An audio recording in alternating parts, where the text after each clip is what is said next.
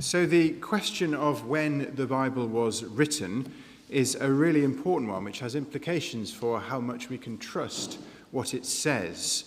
And we're going to see how there is historical evidence for our dating of the Bible. And the Bible also has its own internal logic and internal evidence that we can use as well to help us to prove when these things were written. So we'll have a look at that too.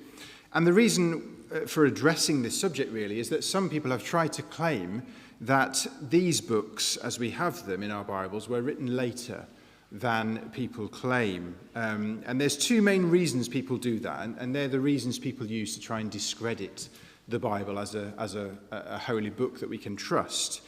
And the first way people try and discredit the Bible is to say that the prophecies in the Old Testament were written after the fulfillments that they talk about, after the events that they supposedly predict. And the second reason for it is in the New Testament, people say that Jesus is a legendary figure and that the books that we have in the New Testament were written many, many years after Jesus was around, and there was time then for this legend, this myth to arise about this heroic figure who the Bible speaks of as Jesus. And we're going to examine then the evidence that counters both of those claims, one big one in the Old Testament and a big one in the New Testament. So before we get into that, let's just present the generally accepted time frame for when the books of the Bible were written. This is going to be a bit small for you, but don't worry. This is only a general kind of overview of when the books were written. And you can see they were generally written around the time that the events they were describing, or not long afterwards. So we've got the books of the law that can be dated to around 1450 BC, something like that, although there are elements of those books, particularly Genesis, there is evidence that that was written even earlier than that, and sort of in stages, and then compiled later by Moses.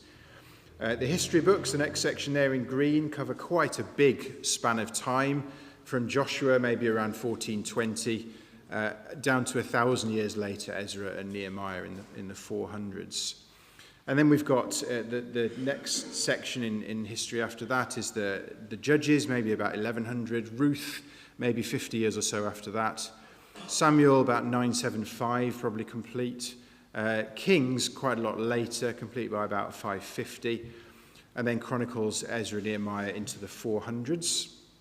And then we've got the writings section there in purple. Some evidence that Job was perhaps one of the earliest of the books to be written, so his line goes off way to the start.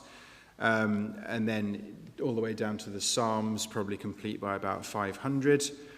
You've got the prophet section, many books in that section there, spanning a big time frame, probably from Amos and Jonah in the mid-700s down to Malachi in about 420. And then we come into the New Testament, and you can see the lines for these books. I believe it was almost all complete by 70 AD, and it's probably only Revelation that we might say falls after that date. So, generally speaking, that's the time frame we're claiming that the Bible sticks to in terms of when it was written. But as I've said, many people today will claim that these books were written much later. Now, the manuscripts available to us today clearly don't reach all the way back, all these centuries, right to the very time that they were first written. So how can we be sure then that the text has not changed since those original words were put to papyrus? And we'll just think about how they were preserved from what we know. So the first books in the Bible will have been placed in the Ark. Here, as we read in Deuteronomy 31 here, take this book of the law and put it in the side of the ark of the covenant of the Lord your God. So very early on, books were treated very carefully, and effort was made to make sure they were preserved in their original state. We know that many hundreds of years later, the book of the law was found in the house of the Lord, in the temple, so it hadn't strayed too far. It had stayed with the holy things, concerned with the worship of God there, even if it had been lost to human sight for some time by the days of King Josiah here. We know that after this point, after it was found here, the book was used to make standard copies And we have instructions in the books of the law that copies were to be made so that the priests had copies. And these would have been very, very carefully made as well. And then after the temple was destroyed in around 586 BC, the book of the law was supposedly reconstructed according to Jewish tradition from surviving parts of all these copies that would have been very, very close to the original. And the new standard text was then placed into the temple again, and further books were added to it over time. Again, standard copies kept being made all along. The scribes had a very efficient system of copying these books and making sure that they were accurate. Temple was destroyed again in 70 AD, and the rabbis rapidly put together a standard text after that from surviving manuscripts, and that was called the Masoretic text. And here's where we start to see things that are still available to us today. Now, the Masoretic text comes down to us in the form of these copies here. These are the oldest ones that we know about of this text. These date from around 1,000 years ago. And there were many tests, as I've said, that could be applied to make sure these copies were accurate. And the amount of variation between them is incredibly small. Mainly, the only variants are sort of in the margins by scribes, marginal notes and things like that. But these are the oldest copies that we have available to us. So there's got to be another way of getting even closer to those early texts that were written. And there is, thankfully, there is another way of getting even further back than 920 AD here. And the way we can do that is to look at other texts, other copies that were made. So we've got the Dead Sea Scrolls, for example, that you may have heard about. Here are some of the many, many Dead Sea Scrolls. These are Hebrew and Aramaic copies of the Old Testament, dating back to about the 3rd century BC. And they, again, form a very useful way of checking the accuracy of the full copies that we do have available. We can compare them, and we can see that there are very, very few discrepancies. And in fact, the ones that are there, studies have been done, and they found that of the variants that exist, mostly they involve just one word or phrase, a slight difference in spelling, which makes no difference whatsoever to the overall meaning, the overall facts that the text contains. So it's extremely small, the number of variants that there are. We have not only the Dead Sea Scrolls, we also have the Septuagint as well. The Septuagint is the Greek translation of the whole of the Old Testament.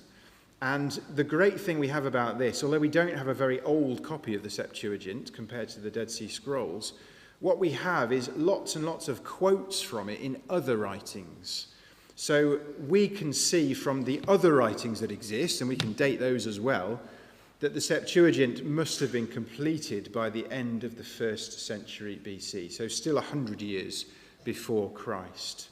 And you can see a couple of quotes here from professors on this subject. The books in the prophets and the writings in the Old Testament were translated later than the books of the law, the Pentateuch, but probably all of them complete by about 130 BC. And the reason we know about these things is, as I've said, they're quoted in all sorts of other places.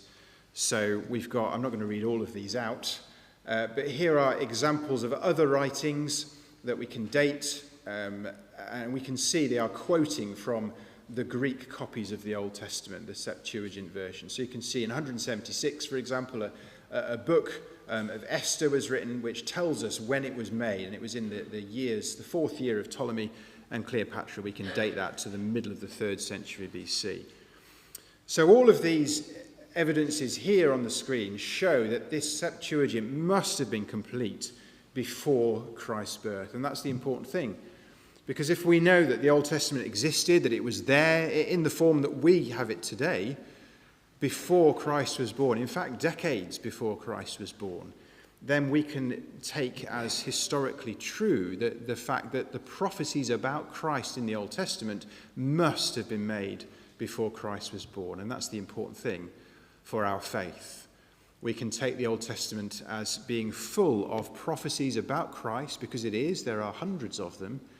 And they were all complete and all in written form long before the birth of Christ. And that's the point I want to make to you this afternoon. I'm not going to go into this in any more detail, but just to say we have this historical evidence that shows the Old Testament was complete before the Lord Jesus Christ was born. And so all of those prophecies about him, we have to account for how they can have been made, if not through a divine inspired hand. So that increases our faith in God, I suggest, by knowing that the Old Testament existed in this form and knowing that these prophecies must have been inspired by God. For how else can we account for the accuracy of them? That this baby would be born in Bethlehem, that it would be around a certain time frame, and that all that was written about him would come to pass, and even the way he lived his life and the way he would die on the cross. All of these things were predicted before his birth. So that's a really important starting point for looking at the accuracy and the reliability of the Old Testament. So let's move on to the New Testament. How do we date the New Testament? And if you do some searching on the internet, you will find all sorts of people who claim that the Gospels were written around the 3rd or 4th century. And as I've said, that gives time for this myth to have arisen about Christ. No one can go back and check at that distance of time whether anyone believes or anyone remembers the story of him rising from the dead. And so that helps people to explain away the New Testament as this fictitious account of this imaginary person. So it becomes really important then, if we want to show the Bible's accuracy, that we can date the Gospels to much earlier than the 3rd or 4th century. So let's see how we can do that. As I've said, many people believe the New Testament is not trustworthy.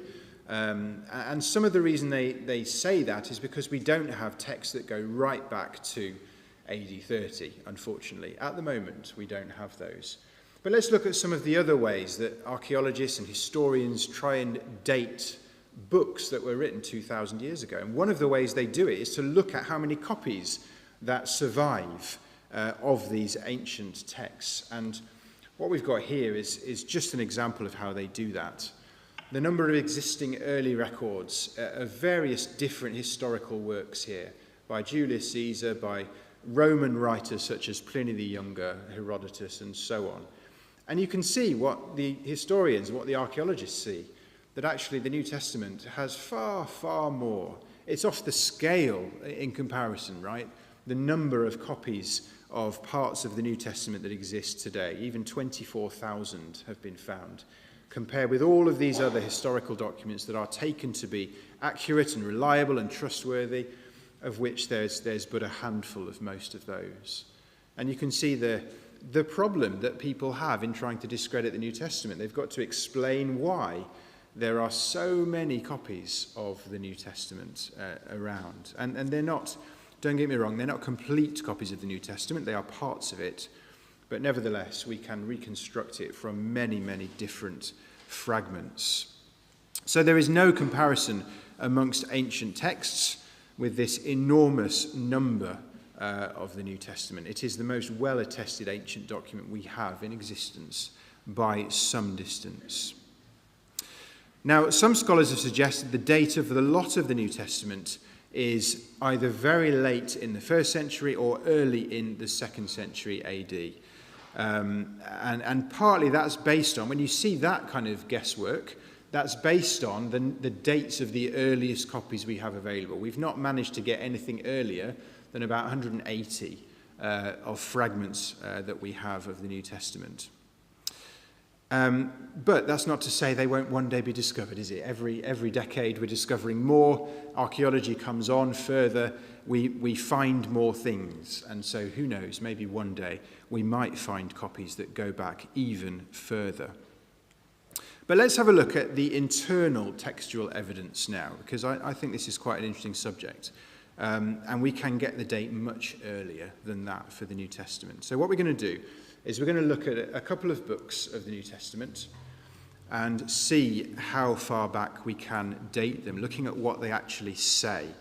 So we're just going to do it with these 3 books to start with. We could do it for a lot more, but I think 3 should prove the point quite nicely. And let's start with the book of Acts, the narrative account of the early spread of the gospel in the 1st century. Now, I'm going to use Wikipedia as my yardstick here for what is commonly believed about when these books were written. So I hope you forgive me for using Wikipedia. But, this is as good a place as any, I suspect, for looking at the secular belief about when these books were written. So if you were to look at Wikipedia, you will find that most people date Acts to around 80 or 90 AD as for when it was actually written. Okay, so I'm going to put that on the screen there, between about 80 and 90. And that's a reasonable average of when a lot of scholars believe that it was written. Now, what I want to show you before I go any further is just look at the numbers here that I've put in red circles underneath that timeline. So we've got a timeline of years in AD, and then underneath I've got some circles. And what this represents here is the generations that have passed since the resurrection of Christ, which is believed to be around about 30 AD. So you can see we've got about 20 years per generation here, and you can see that scholars are placing the dating of Acts to around the third or fourth generation there, after Christ was supposedly risen. And that's really important, because the more generations that pass, the fewer people there are around who will be able to remember, right? Or who will have heard accounts of eyewitnesses at the foot of the cross. People who were there in Jerusalem when all these things were happening. And the further on you go in generations, the more hazy the collective memory gets, right? And by the time you get to 90 AD and you're pushing the fourth generation after these things, you've not really got any eyewitnesses left, have you? That's the key thing. There aren't many eyewitnesses left in AD 90 to the Lord Jesus Christ and his ministry and his death on the cross and his resurrection. So what I believe is it's really important that we get that back closer to the time of Christ if we want to believe that these books are accurate in what they say about Jesus and about what happened. So we're going to look at this internal evidence. So first of all, the book of Acts. For a start, it contains no information whatsoever in its entire length about the death of Paul, does it? There is nothing. You won't read about the death of Paul in the book of Acts. And what you've got to imagine is if this is a story of the spread of the gospel in the first century, if this is an account of what the apostles went through, of what the early churches went through, and all the things that they experienced and all the persecution that they suffered, you would think that if Paul had died before the book came to be written, that it would be included. So it becomes really important then, doesn't it, that the book ends before his death. In fact, it ends even before his trial before Caesar. The book ends before he reaches Caesar. If you read the last chapter of Acts, we don't get to that point that's built up to through most of the second half of the book. Paul never gets there to Caesar and to that great trial. So I would suggest then that since we know from historical documents that Paul died in about 68 AD, that then we can say that the book of Acts cannot have been written later than about 67, because it defies logic that Acts wouldn't contain any information about the death of Paul if he had already died when it came to be written. It's just, you can't understand why, can you? It wouldn't have contained information about his death. So I think we can say the book can't have been written later than 67. We can go further, I suggest, because it contains no reference whatsoever to the Jewish wars that we know happened in the mid-60s, or to the persecutions under Nero that we read about in other letters of the New Testament, but not in the book of Acts. So it would be almost like a reporter, here's a comparison, a reporter failing to mention World War II if he was on assignment in Paris in the early 1940s.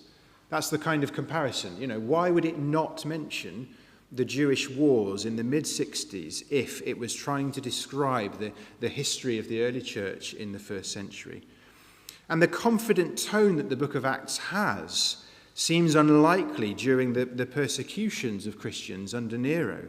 It actually reads as though Romans and Jews have reasonably good relations for most of its length. The Romans are bothered about Paul, but they're not bothered about all of the Jews or all of the Christians in one go. So a late date for Acts seems completely out of character with this kind of picture that it presents. So I'm going to say it can't be written later than the mid-60s then, because it doesn't mention any of those things.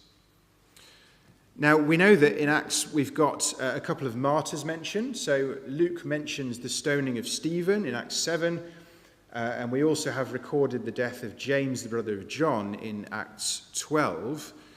And yet, as we've said, he writes nothing about Paul, nothing about Peter when they died in about 67, and he also mentions nothing about James the elder, who died in about 62, according to Josephus. And if you figure in the fact that the 2 years that Paul spent in his own hired house at the end of Acts, and if you start to date all those things as we go up to Caesar, it's looking fairly likely that Acts was probably written in about 62, because that seems to fit the kind of picture that we're being presented with in Acts about the character of the Romans and the situation the church was in. So we can say, I think, with reasonable reliability that Acts was written in about 62 AD. So let's move on a little bit. We'll do it with Luke as well. If you were to look at Luke, the Gospel of Luke on Wikipedia, you will see that it's got quite a late date in that 4th generation, as I put it on the screen there, but really scholars don't agree greatly about when it was written. They give quite a wide range, between 80 and 110, something like that, they say Luke was written. So let's ask the question again, what internal evidence is there for Luke's writing? And again, we can look at other books. So in 1 Timothy 5, we have this interesting verse, the labourer is worthy of his reward. It seems to be a direct quotation from Luke chapter 10, where in English, in the authorised version at least, we have a slightly differently worded phrase. The labourer is worthy of his hire, yet in the Greek it's identical. The same Greek word there. So it seems that Timothy is quoting from this part of the Gospel of Luke when Paul wrote that to Timothy. Timothy was written before Paul's death, probably around 65, something like that. So if that is a direct quotation, which seems likely, then Luke must have been written before 65. We also know that Luke must have been written before Acts. If we've dated Acts to 62, the start of Acts mentions Luke, doesn't it? It mentions the gospel that Luke had written previously, before he wrote Acts. So Luke has got to predate the Acts of the Apostles. So let's say it can't be later than 61. We can get further back there, can't we? And I think we can go even further, because 2 Corinthians 8 mentions this really interesting verse. Paul writes to the Corinthians here, we have sent with him the brother whose praise is in the gospel throughout all the ecclesias, all the churches. And this is referring almost certainly to Luke himself. Many of the early writers believed that was a reference to Luke. So we have in the writings of people like Origen, Eusebius, Ephraim, Chrysostom, Jerome, many of those early Roman historians and writers believed that was a reference to Luke. And a way that he might have had praise in the gospel throughout all the churches is perhaps that he had written a gospel. And by now, by the time that 2 Corinthians was written, it had spread to all these ecclesias, and they knew all about this gospel that had been written. Now, 2 Corinthians written in about 56 AD, when Paul was in Macedonia, we think, which means that if that's true, if this is Luke, and if that's the reason why he's famous, then Luke must have been written long enough before that to have circulated his gospel widely amongst all the ecclesias. If those things are true, then we can probably say Luke is maybe about 54, something like that, a couple of years before 2 Corinthians was written. And you can see the difference now, how far we've brought back the writing of Luke from where many scholars would place it. And that's because we know what the Bible says, right? We read what the Bible says. And we think about why it says these things and why it doesn't include other things. So I think we've got some evidence there for saying that Luke is written in about the mid-50s. Let's do Matthew as our last one. Wikipedia places Matthew at around 80, 90. You spot the common thread here. Wikipedia doesn't like, or scholars rather, don't like agreeing that the Gospels can have been written much before the end of the first century. However, we've got various things internally in Matthew. We've got a reference, for example, to the field of blood near the place where Jesus was crucified. It suggests, I think, a pre-AD 70 date where the whole area was destroyed, and a reference to the field of blood would have meant nothing to those who came after AD 70. We also know that the Sadducees are present in the book of Matthew. The same day, it says in Matthew 22, came to him the Sadducees as they come and argue with Jesus.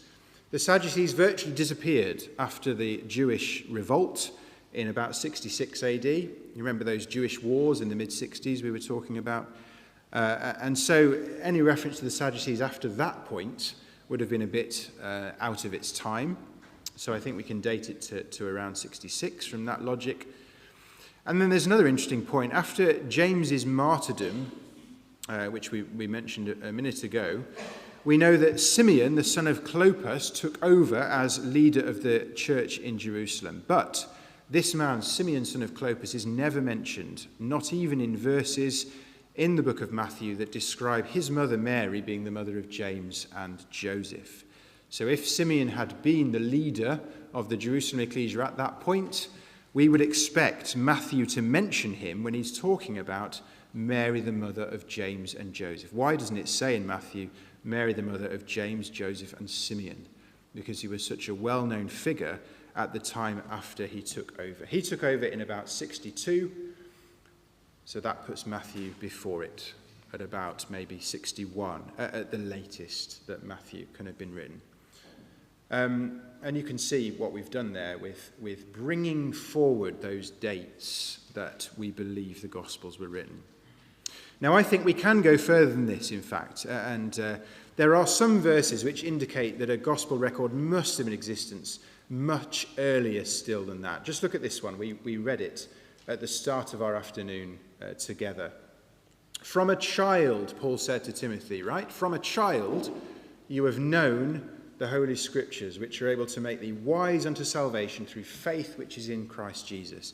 Now, I think he must be referring to New Testament writings there, because it's the New Testament that gives us what we need to have faith in Jesus and salvation in him. And Timothy has known it from when he was a child. So maybe 15 or so years before these words were written to him in about 60 AD. I think there's some evidence there then that we must have had a gospel record from about the 40s. And doesn't that make sense? People wouldn't have waited years and years and years after Jesus was after Jesus was risen to record these events in writing. Why would they have waited decades before they started putting them to paper and circulating them and using them as preaching tools? It just doesn't make sense to think that they would have waited till the 50s, 60s, 70s, so on, to start circulating gospel records which contain this information. So I think we've got some evidence that there was a gospel record, we don't know which one, but something that Timothy knew when he was a child that taught him all about Jesus, so that by the time Paul writes to him, all these years later, he was able to say, Timothy, you've known these things from when you were a child. The whole point that I'm getting at here is this window that we've got. And if I just put this on the screen here, this window of a couple of generations that witnesses were around. After about 70, it becomes much harder to find witnesses to something that happened in 30 AD.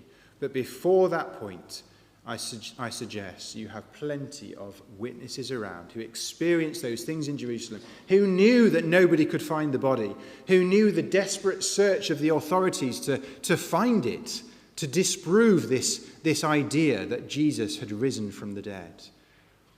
And people who remembered those things would be so valuable, wouldn't they, in spreading the accurate truth of what had happened.